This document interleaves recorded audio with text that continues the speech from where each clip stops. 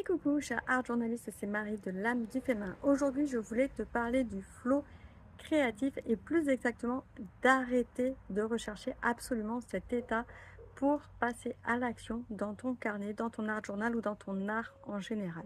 Alors, qu'est-ce que le flow? Qu'est-ce que ce flow créatif, cet état de bien-être dans lequel eh bien, tout devient possible, on se sent bien, tout est juste, tout est à sa place, tout est fluide dans sa création.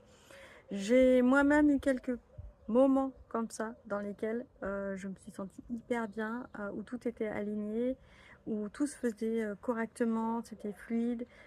Dès que je faisais un mouvement, dès que je mettais quelque chose sur ma création, c'était à la bonne place, au bon endroit, c'était juste.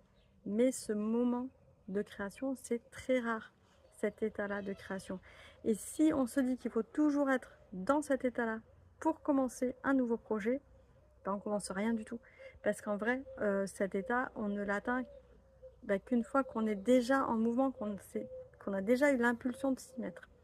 Et donc, pour moi, quand je me mets à créer, quelle que soit la création, mon intention n'est pas d'arriver à cet état de flow créatif. C'est pas une fin en soi, c'est pas une intention.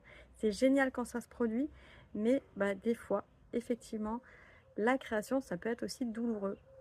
Pareil, on va pas tomber dans l'effet inverse. Faut pas souffrir pour créer non plus. C'est pas l'idée. Mais c'est que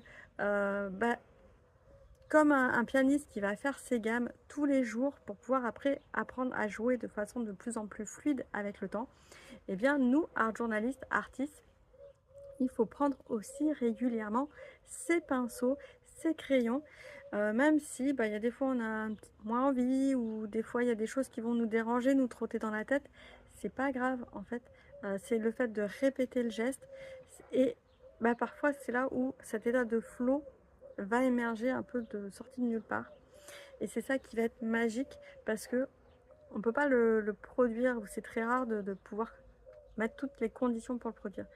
Donc là, mon invitation, c'est ne cherche pas le moment idéal, les sensations idéales pour te mettre à créer. Fais-le comme si tu révisais des gammes de piano, de façon parfois répétitive, sans chercher la perfection, sans que tout soit parfait autour de toi. Et à un moment donné, la perfection, quelque part, elle va émerger d'elle-même. Voilà, et la perfection naît de l'imperfection. Dis-moi en commentaire ce que tu penses du flow créatif. À bientôt!